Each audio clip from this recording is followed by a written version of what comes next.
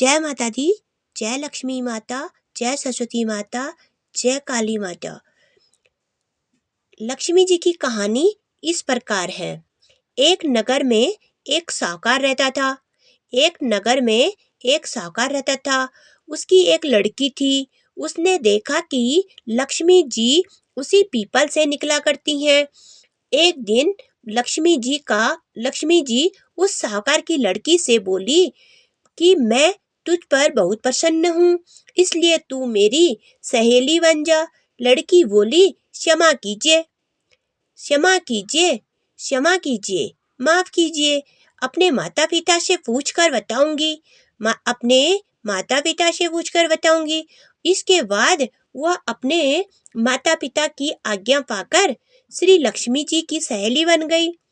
श्री महालक्ष्मी जी उससे बड़ा प्रेम करती थी।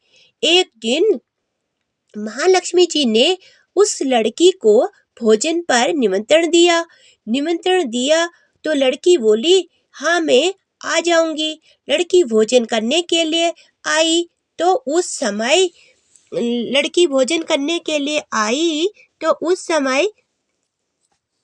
समय लक्ष्मी जी ने कन्या माता के लिए लक्ष्मी जी ने उसे सोने के कटोरे में सोने चांदी के बर्तनों में खाना परोसा और खीर दूध लेकर उनके पांव धोए और उन्हें आसन पर बिठाया और उन्हें बहुमूल्य वस्त्र ओढ़ने को दिए। इसके बाद लक्ष्मी जी ने कहा कि मैं कल तुम्हारे यहाँ जीवने आऊंगी। लड़की ने स्वीकार कर लिया और अपनी माता पिता से सब सारा हाल कह सुनाया।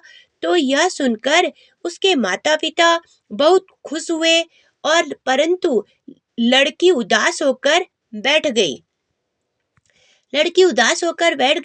कारण पूछने पर उसने अपने माता पिता को बताया कि लक्ष्मी जी का वैभव बहुत बड़ा है, श्रेष्ठ है, सबसे श्रेष्ठ है, बहुत बड़ा वैभव है। मैं उन्हें कैसे संतुष्ट कर सकूंगी, मैं उन्हें कैसे प्रसन्न कर सकूंगी।